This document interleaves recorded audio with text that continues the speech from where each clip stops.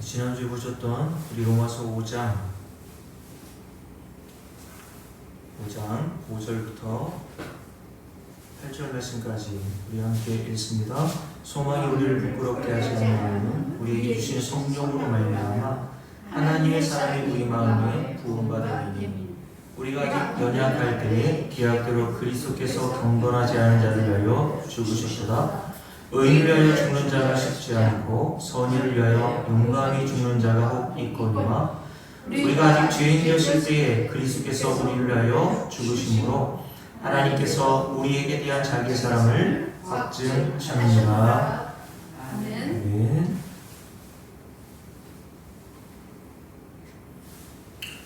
성경 보면 오늘 말씀에 기록된 것처럼 하나님의 사랑에 대한 이야기들로 가득하죠. 로마서 8장에 보면 마지막 부분에 뭐라고 바울이 얘기했습니까? 내가 확신한다고 얘기하면서 다른 것을 확신하는 것이 아니라 그리스도 예수 안에 있는 하나님의 사랑에서 저와 여러분을 아무도 끊을 자가 없다는 것을 확신한다고 이야기를 했습니다. 자, 그리고 오늘 말씀에서도 뭐라고 말씀하냐면 로마서 5장 우리가 읽었던 말씀처럼 8절 말씀을 함께 보실까요? 우리가 아직 죄인이었을 때에 그리스도께서 우리를 위하여 죽으심으로 하나님께서 우리에게 대한 무엇을? 자기의 사랑을 확증하셨느니라 라고 말씀하시죠. 십자가의 사건은 성부 하나님께서 죄인들을 어떻게 사랑하셨는지를 정확하고 분명하게 드러내는 사건이라고 말씀합니다. 하나님께서 저와 여러분을 사랑하시는 증거로 나오는 것은 우리가 이 땅에서 남들보다 잘 먹고 잘 살게 되고 남들보다 건강하게 되고 장수하여서 9988 234 다른 모든 믿지 않는 사람들이 꿈꾸고 기대하는 그런 삶을 살다가 2, 3일하고 죽는 것이 하나님이 저와 여러분을 사랑하는 증거로 나오는 것은 아니란 말이죠. 그러니까 여러분들이 이 땅에서 그렇게 못 산다 할지라도 혹은 남들보다 이 땅을 사랑하는 동안 고초를 겪고 환난을 당하거나 9988 234와 같이 평안한 삶을 살다가 평안히 죽지 못한다고 하더라도 그 외적인 것으로 보고 야, 저 사람은 참 박복한 인생이다. 혹은 하나님이 얼마나 저 사람을 사랑하지 않으셨기에 저런 꼴을 당하는가라는 생각을 가지면 안 된다는 거죠. 하나님의 사랑은 무엇으로 드러났다고요? 예수 그리스도의 십자가의 사건으로 드러났습니다. 그래서 요한복음 3장 16절 저희들 잘 아는 말씀이죠. 하나님이 세상을 이처럼 사랑하사. 그래서 하신 일이 뭐예요? 돈벼락을 맡겨주셨으면 좋았을 텐데 그렇지 않습니까? 생각만 해도 참 그죠? 하나님이 세상을 저와 여러분을 이처럼 사랑하셔서 하신 일이 뭐냐면 독생자이신 예수를 저와 여러분을 주셨다는 거예요. 그러니까 저와 여러분이 예수 그리스도를 믿는다는 것은 우리가 예수 그리스도를 믿으려고 노력하고 힘써서 획득한 것이 아니라 독생자를 뭐 하셨다고요? 주셨다고 되어 있잖아. 주신 자가 있어야 그것을 받는 자가 있는 것처럼 우리가 예수 그리스도를 믿는 것 자체가 하나님이 주시지 않으면 그게 안 된단 말이에요. 그래서 고린도전서 3장에서 바울이 뭐라 그랬냐면 너희들이 왜 받지 않은 것처럼 자랑해? 받지 않은 게 도대체 뭐가 있냐? 라고 얘기했던 거예요. 고린도 교회 성도들에게 여러 은사들이 나타났단 말입니다. 방언을 비롯해서 예언, 신유, 별의별 은사들이 나타났죠. 근데 그 은사를 받은 사람들끼리 자랑하더란 말입니다. 예를 들어서 신유 은사를 받은 사람이 야, 너는 방언밖에 못해? 라고 그렇게 의시되면서 방언하는 사람을 약간 모자라는 사람 취급하고 방언 받은 사람은 신유 받은 사람들 앞에서는 꼼짝 못하고 그냥 기가 죽는 거죠. 그래서 가끔 여러분들께 말씀드리는 것처럼 목사님들 중에 이렇게 임파테이션 해가지고 머리에다 손을 주면 뒤로 막 넘어가지 않습니까? 그런 거 보면 여러분 대단한 능력이라고 생각하는데 그런 사람들 앞에 가면 그런 능력이 없는 우리들이 좀 기죽지 않습니까? 나에게는 왜 저런 능력을 하나님께서 안 주셨을까? 고린도 교회는 그것보다 훨씬 다양하고 사람들이 부러울 만한 은사들이 나타났거든요. 근데 그걸 가지고 서로 경쟁하고 자랑하고 위축하고 있었단 말입니다. 그것을 보고 바울이 뭐라고 얘기했다고요? 너희들이 도대체 받지 않는 게 어디 있어? 받지 않은 것이 있는 것처럼 생각하면서 너희들이 자랑하고 의시되냐는 겁니다. 우리가 수여받은 모든 것들은 우리의 노력으로 획득하고 우리의 노력으로 쟁취한 것이 아니라 하나님이 저와 여러분에게 주신 거란 말이에요. 그러니 자랑할 것이 아무것도 없다고 얘기한 겁니다. 그러므로 예수 그리스도를 믿는 것도 요한복음 3장 16절 말씀처럼 하나님이 저와 여러분을 사랑하심으로 나온 증거가 뭐냐면 예수 그리스도를 주신 거예요. 아멘. 예수 그리스도를 저와 여러분이 믿게 된 것이 하나님이 저와 여러분을 진짜 사랑하시는 증거로 나온 겁니다. 아멘. 왜냐하면 그 뒤에 이렇게 돼 있죠. 왜 예수 그리스도를 주신 것이 하나님이 우리를 사랑하신 증거입니까? 이는 아무도 멸망하지 않게 하시기 위해서 라고 말씀하잖아요. 그를 믿는 자는 아무도 멸망당하지 않는다. 아멘.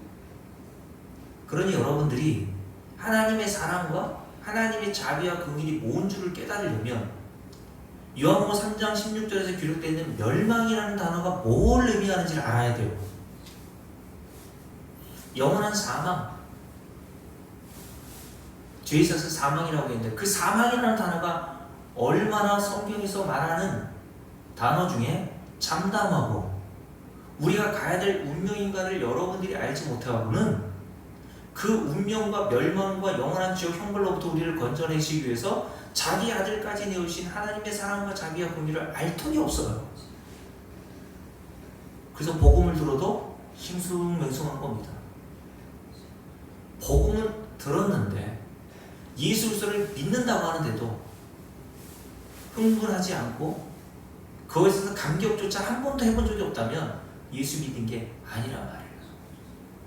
하다못해 지난번에 주일날 말씀드린 것처럼 요즘에 뭐 트로트 가수 중에 이명웅이 그렇게 유명하지 않습니까? 저는 그 정도 유명한지를 몰랐는데 아줌마들이 그렇게 좋아요. 50대 이상의 아줌마들이 뭐 자기 새끼들은 별 볼 일 없거든 보면. 네? 다 20 넘어가가지고 자기 새끼들은 뭐 자기 여자친구한테 떠나가고 이제 여자들이 이제 마음 들 곳이 없잖아. 남편은 개떡 같고. 그러니까 마음 들 곳 없는 그 여성 동무들이 50대가 지나면 그 이명웅 같은 그런 연예인에게 마음을 두고 사는 겁니다. 그래서 콘서트 가격이 되게 비싸요. 뭐 싸이 콘서트 요거 얼마 전에 제가 당근에서 보니까 40만 원에 내놨더라고요. 싸이 콘서트 가는데. 그죠? 아쉬운데. 근데 그것도 안 할 거고 간단 말입니다. 40만 원. 임용 콘서트 뭐 15만 원 정도 하거든요. 근데 아줌마들이 줄을 서가지고 먼저 제일 앞에 들어가서 임용 제일 가까워서 보려고 그렇게 애쓰는 거예요. 근데 여러분, 왜 우리가 복음을 복음이라고 안다고 하면서도 왜 우리에게는 그런 마음이 없을까요? 왜 우리에게는 예수 그리스도 그리고 그를 보내신 하나님에 대한 그런 열망과 그 복음에 대한 흥분이 나오지 않을까요? 한 번도. 인간이 처한 이 운명, 정해진 운명, 멸망이 뭔지를 몰라서 그래요. 영원한 지옥 형벌이 어떤 것인지를 말씀을 통해서 깨닫지 못했기 때문에 그래요. 자, 다시 말씀드릴게요. 하나님이 저와 여러분을 사랑하시는 증거는 이 땅에서 가시적으로 복받는 것이 하나님이 저와 여러분을 사랑하시는 증거로 나온 게 아니라 예수를 믿는 겁니다. 아멘. 예수를 보배처럼 여기게 되는 거예요.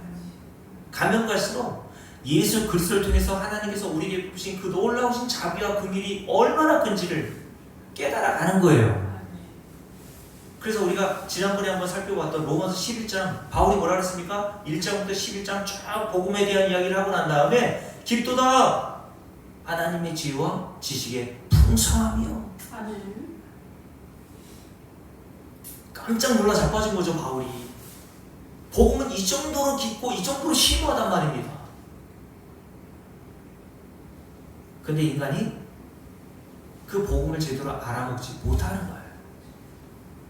하나님이 그것도 은혜를 주셔야 깨닫게 되고 그 복음의 심오한 진리를 깨달아가는 겁니다.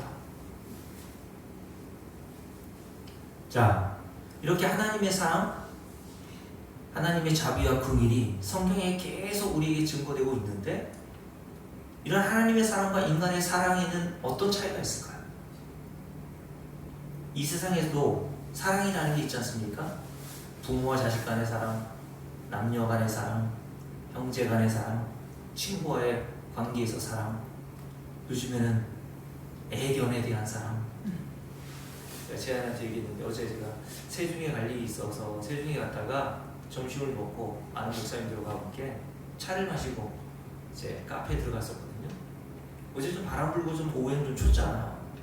다 카페에 따뜻한 곳에 가가지고 커피 한잔 마시고 있는데 어떤 젊은 30대도 안 돼 보이는 듯하고 한 여자분이 야외 테라스 그 의자 옆에 앉아가지고 커피 하나 시켜놓고 빵하고 이렇게 먹고 있더라고요. 그래서 제가 개인적으로 생각할 때 아니 저 여자는 춥지도 않은가? 추운데 왜 안 들어오고 저렇게 밖에서 커피를 시켜 먹고 저러고 앉아있나 이런 생각이 들었거든요. 그래서 이렇게 유심히 그 행동을 살펴보니까 카페에 개를 못 데리고 오니까 개를 데리고 왔는데 개가 말동무가 되나봐요. 무슨 말을 하는지 카페 안에서 못 듣는데 제가 뭐라고 그냥 얼굴 표정이 얼마나 미소가 지어지는지 막 개 머리를 쓰다듬으면서 개가 추울까봐 그냥 꼭 바구니에다 콕 싸가지고 나 한 입, 개 한 입 이렇게 먹여주고 있는 것을 보았습니다. 애견에 대한 사랑. 제 아내가 얼마 전에 여기 저랑 같이 주변을 산책하다가 집에서 키우는 애견이 있잖아요. 또또라는 게.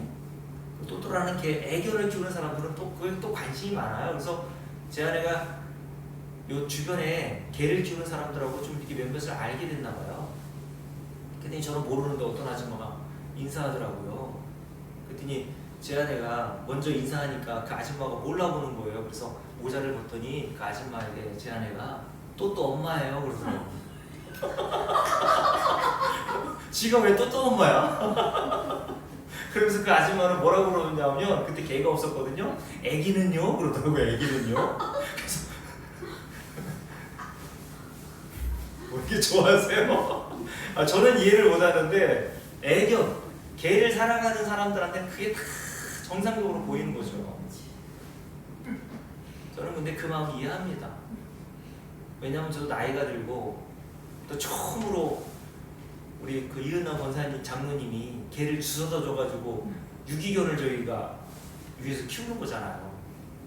키우면서 개가 어떤 행동 유형을 가지고 있나 유심히 살펴보니까요 사람들이 좋아할 만해요. 첫 번째로는요, 제 아내가 하루에도 12번 20번씩 들락날락 하지 않습니까? 밖으로 안으로. 근데 20번이건 100번이건 할 거 없이 개가 그렇게 반가워요. 꼬리를 흔들면서 뺑뺑뺑 돌거든요. 그게 반갑다는 표시입니다. 반가워가지고 앞발을 들고 막 저는 관심도 없어요. 우리 자식들은 문 열어보지도 않고 왔는지 안 왔는지 모릅니다. 여러분 개가 그렇게 반가워하고 제 아내가 옆에 앉아있으면 그냥 무릎에 타고 올라와요. 계속 무릎 좀 이렇게 좀 자기가 자리 잡을 수 있도록 좀 잘 좀 해달라고 계속 이렇게 발로 긁거든요. 제 아내가 집에 있으면요 그 24시간을 개가 다 달라붙어 있어요. 그래서 야 사람들이 저래서 개를 가족처럼 여기고 저렇게 좋아하는구나 이런 생각이 들더라고요. 여러분 어쨌든 이 세상에도 사랑이라는 게 다 있단 말이에요. 그죠? 어떤 사랑의 종류 좀 다를 뿐이지. 근데 하나님의 사랑과 이 세상에 존재하는 사랑 간의 다른 점이 뭘까요? 첫 번째로는요, 이 세상의 모든 사랑에는 물이 끓었다가 식는 것 같이 항상 변한단 말입니다. 여러분 베드로서 1장에 보면 베드로가 하나님의 말씀과 이 세상을 비유하면서 뭐라고 말했냐면 이 세상의 모든 것들은 다 들의 풀이라고 얘기했어요. 들의 풀이 가을이 되면 다 시들어 낙엽이 지고 꽃이 떨어지는 것처럼 이 세상은 그렇게 변한단 말입니다. 이 세상에 변하지 않는 게 있어요? 없어요.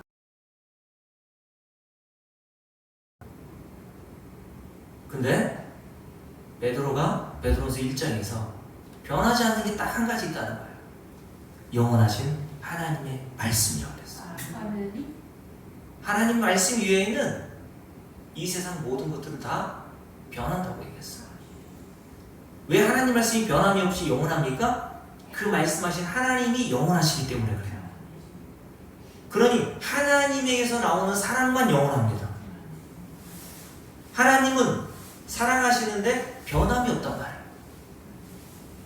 그래서 히브리서 13장 8절에 보면 예수 그리스도는 어제나 오늘이나 영원토록 동일하십니다. 아멘. 아멘. 다시요. 예수 그리스도 우리 하나님은 예수 그리스도를 통해서 우리 계시는 그 하나님의 사랑은 어제나 오늘이나 내일이나 영원토록 동일하단 말이에요. 아멘. 이것이 우리에게 왜 위로가 되냐면 저와 여러분은 늘 변하잖아요. 그죠? 베드로서 1장에서 베드로가 얘기했던 것처럼 이 세상이 들의 풀과 같이 다 변화무쌍하듯이 우리도 변한단 말이에요. 어제 다르고 오늘 다르고 내일 달라요. 여러분의 컨디션도 마찬가지 아닙니까? 여러분의 몸의 컨디션도 아침에 기분 좋게 일어났는데 오후에는 우울할 때가 있고 오전에는 우울했는데 어떤 일로 말미암아 또 오후에는 기분 좋을 때가 있고 기분이 하루에도 수십 번씩 변하잖아요. 그죠? 우리 몸의 컨디션도 마찬가지고 세상의 모든 것들은 이와 같이 변화무쌍한데 오직 영원하신 하나님의 사랑만 변함이 없습니다. 이게 왜 우리에게 위로가 된다고요? 여러분의 신앙생활 하는 거 보세요. 목사님 저도요 매일 한결같은 거 목사지만 제 딸에게 그렇게 얘기했어요. 근데 제 딸이 깜짝 놀라더라고요. 아빠도 그런 생각하냐고. 목사도 당연히 그런 생각할 수 있지. 가끔가다 목사도요, 목사님 저도 그런 생각이 들 때가 있다니까요. 하나님이 정말 계신가? 아주 가끔가다. 여러분 그때 주님께서 저와 여러분의 그런 변한 모습, 변화무쌍한 저와 여러분을 보시고 우리를 구원하실지 그렇지 않을지를 결정하신다면 우리는 다 어떻게 됐을까요? 영원한 사망과 멸망으로 던져졌을 거란 말이에요. 그렇지 않습니까? 그러니까 옛날 목사님들이나 지금 목사님들 중에서 그렇게 얘기하는 사람들의 말을 믿지 마시란 말이에요. 우리가 어떻게 행하는 거에 따라서 하나님이 우리를 버리기도 하시고 우리를 다시 주워 담기도 하시고 하나님 나라의 이름 생명책에 기록해 놓으셨다가 우리가 어떤 행위를 하는 것을 보시고 야 안되겠다 생명책에 지우시기도 하는 그런 하나님이 아니란 말이에요. 아멘. 하나님은 저와 여러분의 행위에는 관심이 없어요. 그렇다고 아무렇게나 살라고 하는 것은 절대 아닙니다. 그렇게 살 수도 없어요. 성도는 하나님의 이 지극하신 사랑을 깨닫는 성도들이 이 세상에서 아무렇게 살 수 없다는 거예요. 근데 분명한 건 이겁니다. 저와 여러분이 어떤 변화가 있든지 관계없이 하나님은 변함없이 저와 여러분을 사랑하십니다. 변함없이. 이것이 우리에게 얼마나 큰 위로가 됩니다.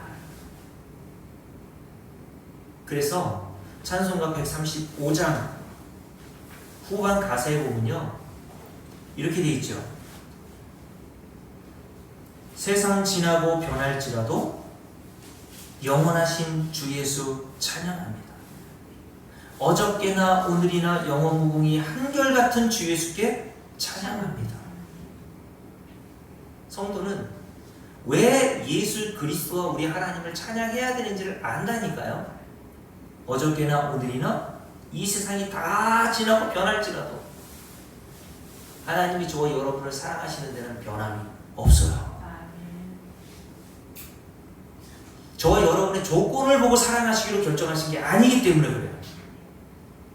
만약 하나님이 저와 여러분의 조건을 보고 사랑하기를 결정하셨다면 저와 여러분이 사랑받을 자격이나 조건이 있어요? 없잖아요. 근데 왜 자격과 조건을 자꾸 갖추려고 하냐고 인간이.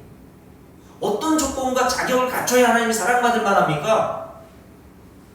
이 세상의 사랑은요 그렇게 해야 얻어져요. 그래서 괴롭고 그래서 피곤한 겁니다. 어린 아이들도요 부모나 다른 사람에게요 자기가 어떻게 하면 예쁨 받을 줄 알아요. 그렇죠? 유치원에 들어가지 않은 아이도요 자기가 어떤 짓을 해야 자기 부모와 자기 또래 아이들과 자기 유치원 선생님들이 좋아할 줄 알아요. 그래서 예쁨 받으려고 예쁨 받기 위해서 자기가 하고 싶지 않은 일도 행합니다. 여러분 신앙생활은 그렇게 신앙생활이 아닌 거예요. 여러분들이 하나님께 예쁨 받으려고 노력할 필요가 없어요. 여러분들이 아무리 예쁨 받으려고 노력해도요 하나님 앞에서 여러분들은요 저와 여러분들은요 어떤 예쁜 짓을 해도요 그걸로 저와 여러분이 예쁨을 받지 못합니다. 아멘. 예수 믿는 거로 하나님께서 우리를 기뻐하시는 거지 우리가 헌금을 수억 원을 하든 그걸로 하나님이 우리가 행한 대가로 사랑하기를 결정하거나 그 조건을 보시는 게 아니란 말이에요. 자, 두 번째 이미 정답 말했네요. 첫 번째 인간과 하나님 사이에서의 차이가 뭐라 그랬습니까? 인간의 사랑은 변하지만 하나님의 사랑은 변함이 없다 그랬어요? 아멘. 그래서 자 요한복음 13장 한번 볼까요? 요한복음 13장에 보면 성경이 이렇게 사도 요한이 기록한 내용이 있는데 한번 보실게요. 요한복음 13장 1절 한번 보십시오.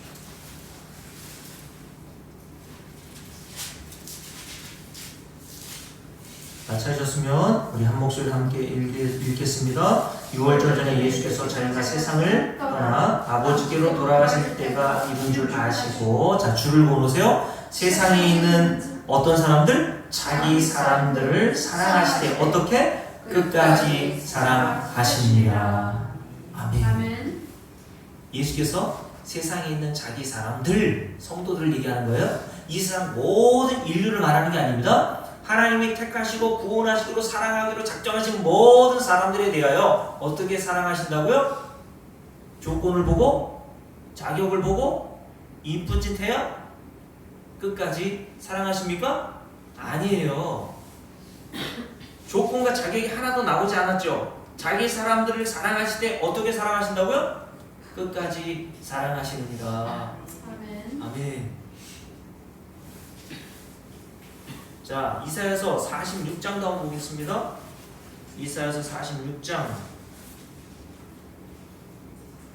볼게요.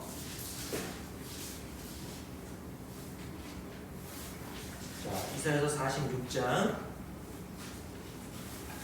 우리 3절부터 함께 읽습니다. 함께 읽을게요. 야곱의 집이여 이스라엘 집에 남은 모든 자여 내게 들을지어다. 배에서 태어남으로부터 내게 안겼고 태에서 남으로부터 내게 업힌 너희여. 자, 줄 보세요. 너희가 노년에 이르기까지 내가 그리하겠고 백발이 되기까지 내가 너희를 품을 것이라. 내가 지었은즉 내가 입을 것이요 네가 품고 구하여 내리라. 너희가 나를 누구에게 비기며 누구와 짝하며 누구와 비교하여 서로 같다 하겠느냐라고 말씀하셨어요. 하나님께서 저와 여러분을 어떻게 사랑하시고 어떻게 인도하시고 결국 하나님 나라로 들어가게 하신다고 말씀합니까? 4절 너희가 노년에 이르기까지 너희가 백발이 되기까지 내가 너희를 품을 것이고 너희를 업을 것이고 내가 품고 구하여 내리라 아멘. 라고 말씀하셨어요. 여러분 사람이 어렸을 때 피부가 탱탱하고 그럴 때나 좀 안고 싶고 품고 싶지 그렇지 않아요?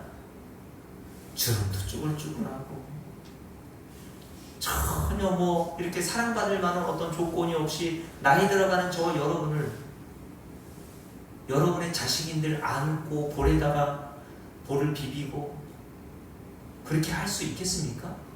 거기다가 똥을 좀 못 가려봐요.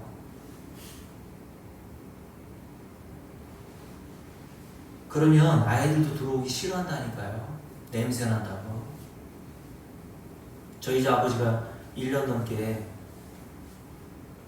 병원에서 퇴원하시고 집에서 제가 병간호할 때에 수족을 거의 못 쓰시고 누워서 계시니까 제가 똥오줌을 다 가렸다고 했잖아요.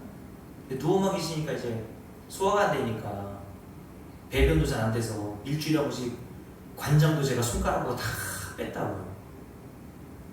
근데 제가 그걸 자랑하는 게 아니라 아무리 제가 깨끗하게 하고 좀 방 안에 들어가면 냄새가 나잖아요. 환자들이 있으면. 그리고 또 누워 계시는 분들, 대소변 못 가리는 분들 다 냄새가 난다고요.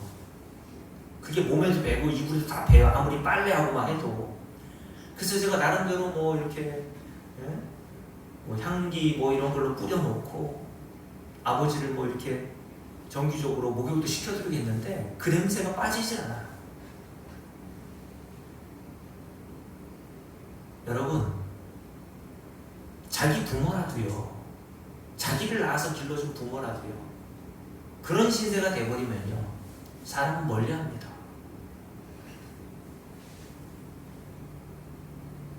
근데 하나님께서는 그런 인간을 어떻게 하시겠다고요? 노년에 이르기까지, 백발이 될 때까지 아무런 경제적인 이익도 없고 아무 보탬이 되지 않는 그런 상황에 있을지라도, 사랑받을 만한 어떤 조건과 자격이 없을지라도 주님이 어떻게 하시겠다고요? 내가 너를 안고 품고 너를 구하여 내리라.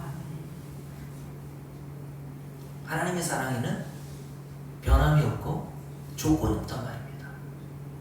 그럼 반대로 말하면 인간의 사랑은 변하고 조건이 항상 붙어요. 인간과 하나님 사랑의 차이 두 번째가 조건이 있느냐 없느냐의 차이입니다.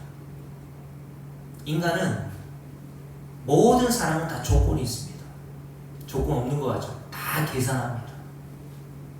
그래서 부모가 자녀를 키우고 나서 나중에 자녀가 부모 말을 또 안 듣고 속색이고 부모에게 효도 행하지 않으면 어떤 말을 합니까?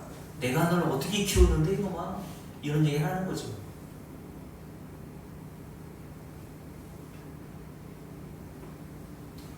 남자들이나 여자들이 서로 소개팅을 해주지 않습니까?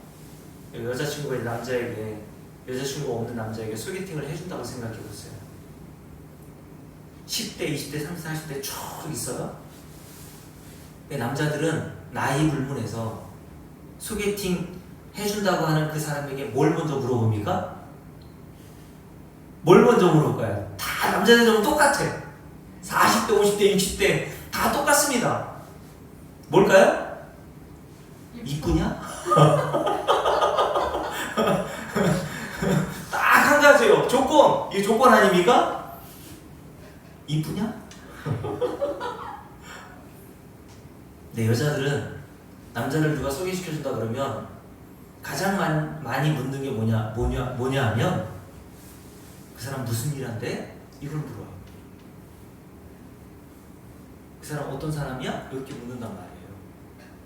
남자들은 10대부터 80대 노인네까지 다 물어보세요. 이빨 빠진 노인도요, 이렇게 여자분 소개시켜준다 그러면요, 이뻐? 물어본다니까요. 여러분, 이 세상의 모든 사랑은 다 조건이 있어요. 그렇지 않아요? 남녀 간에 사랑하는 걸 보세요. 개그맨 박명수 있지 않습니까? 그 아내가 피부과 유명한 의사더라고요. 그 집안이 서울대 나와가지고 의사 집안이에요. 보니까 박명수 얼굴만 보면 누가 결혼하고 싶습니까? 그렇잖아요? 그러면 피부과 의사인 그 아내 되는 분이 자선사업가입니까? 아유, 불쌍하니까 내가 결혼해줄게. 조건이 있단 말입니다. 미국 메이저리그 했을 때는 유현진 선수 보세요. 배현진 아나운서 키가 113cm인가 뭐 그렇대잖아요. 아주 이쁘죠? 서로 다 조건이 맞는 겁니다.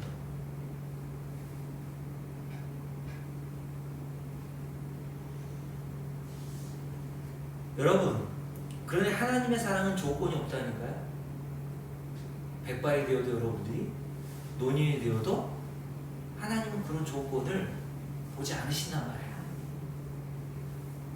만약 조건을 보셨다면, 자격을 보셨다면 하나님께서 야곱과 에서 중에 누구를 택하셔야 합니까? 에서를 택하셔야 마땅하죠. 에서가 야곱에 비하면 훨씬 인간적으로 매력적이거든요. 야곱은 속이는 자 아닙니까? 속이는 자. 엄마 뒤 치맛자락 붙들면서 형이나 속이고 아버지 속이고. 근데 에서는 남자답고 털도 있고 사냥도 잘하고. 그래서 아버지 이삭이 그렇게 에서를 좋아했던 거 아닙니까?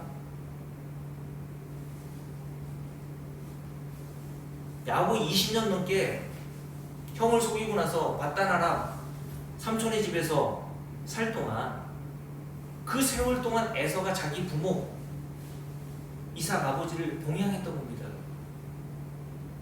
그 인간적으로 보면 하나님께서는 야곱이 아니라 에서를 택하셔야죠. 근데 하나님은 외모를 보지 않으신단 말이에요. 인간의 됨됨이를 보지 않으세요. 하나님은 일방적으로 사랑하기로 택하시는 겁니다. 저와 여러분이 왜 하나님으로부터 사랑받고 그래서 예수 그리스도를 믿게 되었습니까? 조건과 자격이 없어요. 그냥 하나님이 일방적으로 이금희 권사님을 사랑하기로 선택하신 거예요. 아멘. 그래서 이금희 권사님이 지난번 식사하시면서 저한테 얘기하셨잖아요. 아니 어떻게 나 같은 게 복음을 알아들을 수 있는지 모르겠다고. 맞아요.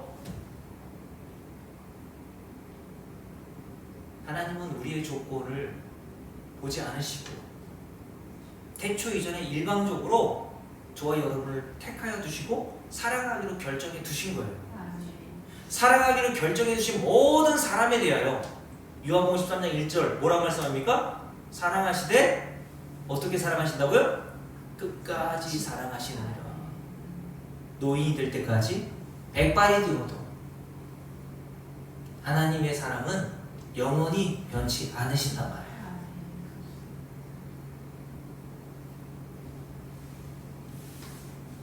그래서 로마서 8장에서 다시 말씀드리지만 바울이 뭐라고 얘기했다고요? 나는 확신한다. 다른 거 확신하는 게 아니에요. 내가 하나님을 사랑하는 걸 확신할 수 없잖아요. 우리는 매일 변화무쌍하니까.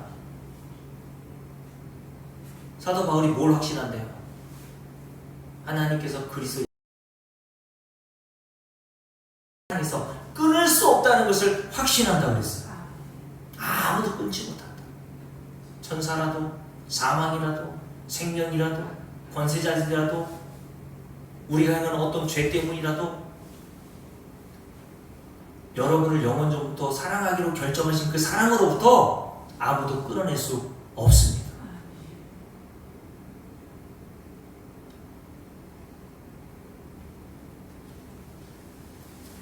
그래서 오늘 로마서 5장을 한번 볼까요? 로마서 5장 한번 보세요. 로마서 5장 우리가 읽었던 부분 로마서 5장 한번 봅니다. 오늘 말씀에 보면 이렇게 말씀하고 있죠. 6절 쭉 읽습니다. 우리가 아직 연약할 때에 기약대로 그리스도께서 경건하지 않은 자를 위하여 뭐 하셨어요? 죽으셨도다.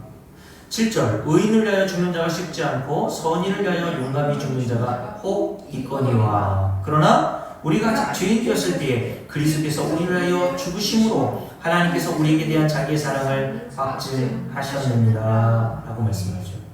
자식을 위해서 죽는 사람도 있고 의인을 위해서 죽는 사람은 있을지 몰라도 이런 말이에요.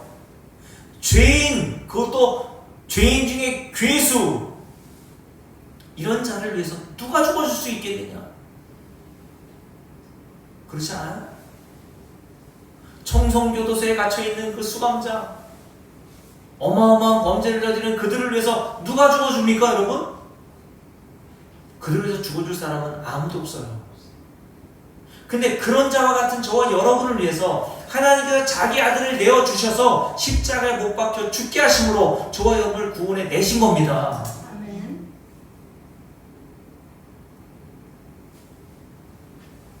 그래서 이사야 선지자를 통해서 하나님께서 모든 인간, 구원받은 저와 여러분을 포함해서 모든 인간에 대해 뭐라고 말씀합니까? 버러지 같은 너 야곱이라고 했어요. 다른 성경에서는 지렁이라고 번역했거든요. 욥기에서는요, 물론 욥이 한 말은 아니지만 욥의 친구들이 3명이 와가지고 욥에 대해서 얘기하면서 거기에 뭐라고 되어 있냐면 인생에 대하여, 우리 인간에 대하여 벌레 같은 그리고 구더기 같은 인간이라고 표현했습니다. 하나님 앞에서 저와 여러분은 그 정도밖에 안 되는 거예요, 사실은. 아멘. 근데 여러분, 누가 애완견은 사랑을 할 수 있어도 구더기를 어떻게 사랑합니까? 구더기 애완용으로 키우는 사람 봤어요?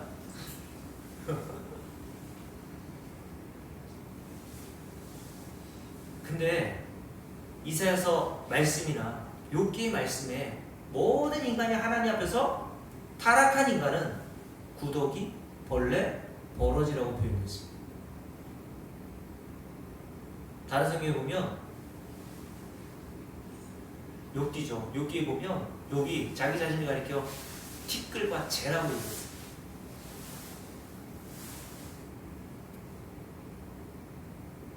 여러분은 성경을 통해서 여러분 자신이 어떠한 자라는 이런 자라는 사실을 깨닫게 될 때에야 하나님의 사랑이 얼마나 크고 놀라운지를 여러분들이 깨달아 갑니다.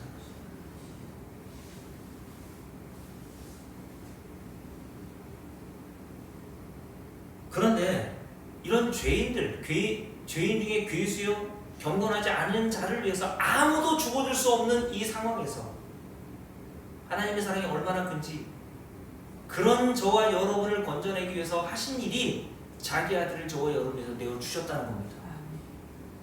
그래서 요한복음 3장 16절에 뭐라고 되어 있다고요? 하나님이 세상을 이처럼 사랑하사 독생자를 주셨습니다. 그리고 이렇게 되어 있죠. 함께 읽어봅니다. 자, 10절 말씀 함께 읽습니다. 곧 우리가 언제? 원수 되었을 때라고 되어 있어요. 모든 인간은 태어날 때부터 하나님이 원수로 온다 그랬잖아요. 타락한 모든 인간의 마음의 본성은 하나님을 원수처럼 대적하게 돼 있단 말입니다. 하나님이 그냥 왠지 싫은 거예요. 인간의 마음 한구석에는요, 하나님에 대한 적의가 있다니까요. 하나님에 대한 이상하게 본능적으로 미움을 가지고 있어요. 그래서 진화론이라는 것도 만들어낸 겁니다. 진화론의 가장 큰 핵심이 뭡니까? 하나님은 없다라는 거잖아요. 이것이 타락한 인간의 본성, 하나님에 대한 적의와 하나님을 원수처럼 여기는 인간이 만들어낸 이론이라니까요. 하나님은 없어! 하나님이 없기를 바라는 겁니다, 인간은. 왜요? 내 마음대로 살고 싶거든. 내가 원하는 대로 살고 싶거든요. 누가 나를 명령하는 것에 대해서 자존심이 상하거든요. 그래서 인간은 누가 가르치는 것에 대해서 굉장히 자존심 상해요. 그래서 타락한 인간의 본성에는 이러한 하나님에 대한 적이와 원수처럼 여기는 마음이 있기 때문에 하나님을 태어날 때부터 죽을 때까지 원수처럼 대적하게 되어, 자기를 이렇게 원수처럼 대하는 사람을 사랑하고 좋아할 사람이 누가 있어? 원수를 사랑하라고 성경에 기록되어 있죠. 출애굽기에 보면 이런 말씀이 있어요. 네 원수의 소나 나귀가 구덩이에 빠졌거든. 네? 이명호사 어떻게 하실 거예요? 우리 이금희 호사님이랑 어제 대판 싸웠어요. 별것도 아니라 대판 싸웠어요. 다시는 내가 너 뉴욕을 보나 봐라. 이렇게 대판 싸우고 딱 보니까 이금희 호사님 핸드폰이 저 바닥에 떨어져 있어요. 길 가다가 어디서 잊어버리셔서 빠진 것 같아요. 이금희 호사님 핸드폰이 딱 바닥에 떨어져 있어요. 그럼 이금희 호사님 어떻게 하고 싶어요? 거짓말하지 말고 빨리 주워가지고 안 보이는 곳에 던져버리고 싶죠. 잘 됐다 이게.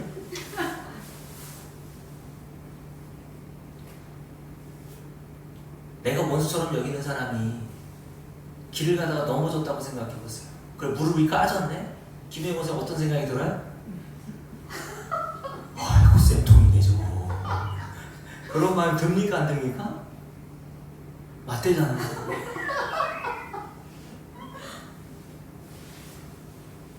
오죽하면 여러분 옛말에 그런 말이 있다고 말씀드렸죠. 시어머니가 자기 며느리가 미우면 발 뒤꿈치가 계란같이 생겼다고 다 바간대잖아요. 뭘 해도 미워 뭘 해도. 한번 그 사람하고 적을 지고 미운 감정이 생기잖아요. 뭘 해도 미운 겁니다.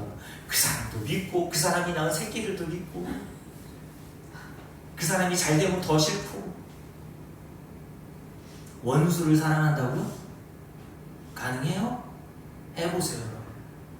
해보지도 말고 안 돼요 이렇게 하지 말고요. 진짜 한번 사랑해 보려고 한번 해보세요. 이게 우리에게 얼마나 불가능한 일인지를 드러냅니다. 그래 출애굽기에 보면 하나님께서 네 원수의 소나 나귀가 구덩이에 빠졌으면 못 본 채 하지 말라. 그래서 그 구덩이에서 그 원수와 함께 나귀와 소와 양을 건져내주라고 얘기합니다. 아멘. 네 원수의 나귀가 무거운 짐으로 주저앉아서 못 일어나면 그 원수에게 다가가서 그 나귀를 함께 일으켜 세워주라고 얘기해요. 이게 됩니까?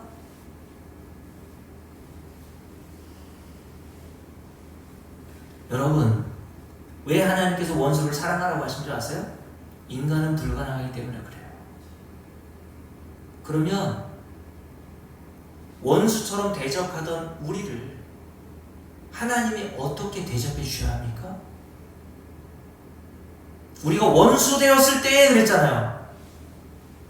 이민호사님, 우리가 하나님을 원수처럼 여겼을 때 하나님이 이민호사님 어떻게 하셔야 돼요? 이빨도 다 뽑고. 왜요? 성경에 보면 이렇게 돼 있죠. 이는 이로, 눈은 눈으로 하라고 하셨잖아요. 그럼 하나님께서는 우리가 하나님을 그렇게 원수처럼 대적하는 그 대가로 이빨 다 뽑으셔야 되고 눈알 뽑으셔야 되고, 네? 그냥 지옥불에 그냥 튀기셔야 된단 말입니다. 근데 하나님이 원수인 저와 여러분을 위해서 하신 일이 뭐예요? 함께 읽어볼게요. 자, 10절 함께 했습니다. 곧 우리가 원수 되었을 때에 뭘 하셨어요? 그의 아들의 죽으심으로 말미암아 하나님과 화목하게 되었음즉 화목하게 된 자로서는 더욱 그의 살아나심으로 말미암아 구원을 받을 것입니다. 아멘. 뭘 하셨다고요? 그의 아들의 죽으심으로 말미암아 저와 여러분을 하나님과 화목하게 하셔서 구원해 내셨답니다.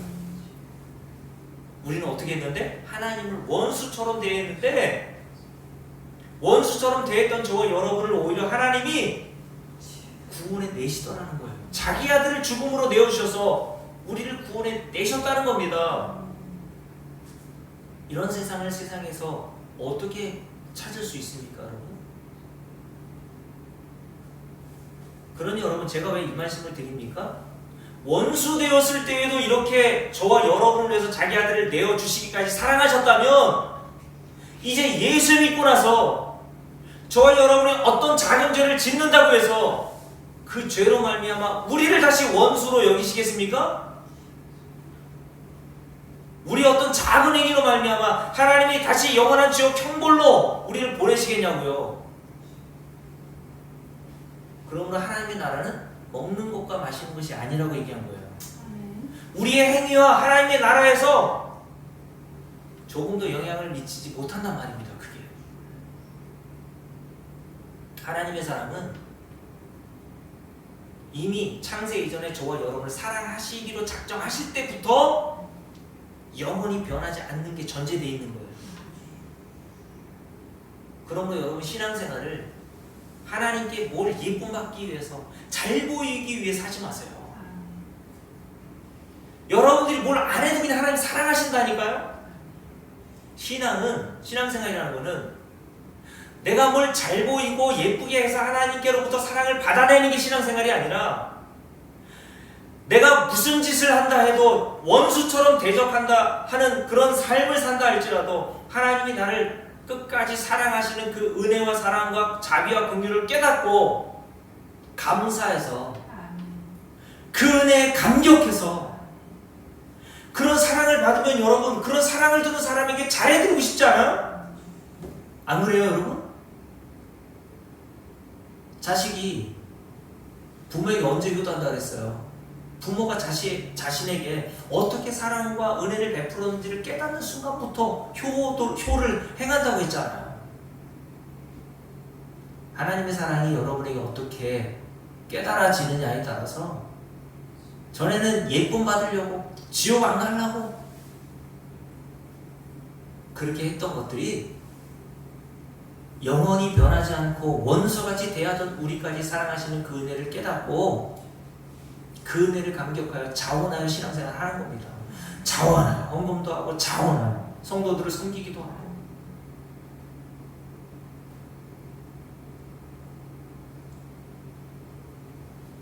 여러분 그래서 누가복음 볼까요? 누가복음 16장을 한번 보세요.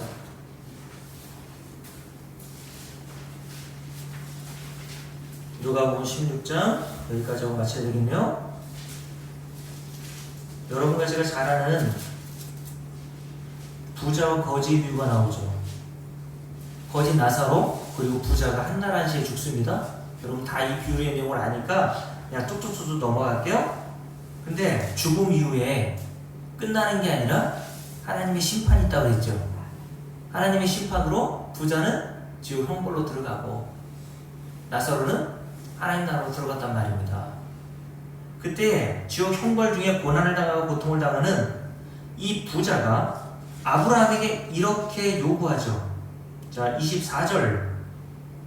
23절부터 함께 읽습니다. 그가 음부에서 고통 중에 눈을 들어 멀리 아브라함과 그의 품에 있는 나사로를 보고 불러 이르되 아버지 아브라함이여 나를 긍휼히 여기사 나사로를 보내어 그 손가락 끝에 물을 찍어 내 혀를 서늘하게 하소서 내가 이 불꽃 가운데서 괴로워하나이다. 그때 아브라함이 이렇게 대답합니다. 아브라함이 이르되 예 너는 살았을 때 좋은 것을 받았고 나사로는 고난을 받았으니 이것을 기억하라. 이제 그는 여기서 위로를 받고 너는 괴로움을 받느니라. 하나님의 나라와 지옥 형벌의 실상을 보여준 거죠.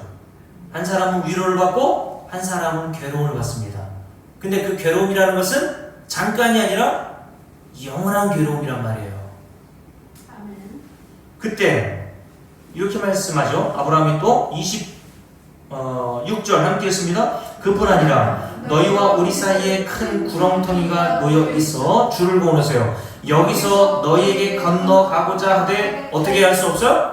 갈 수 없고 거기서 우리에게 건너올 수도 없게 하였느니라.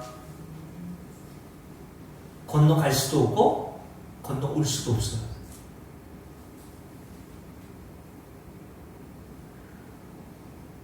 하나님의 나라와 하나님의 영원한 생명을 받은 성도들은요, 더 이상 우리가 지옥의 형벌에 들어가고 싶어도 못 들어간단 말이에요.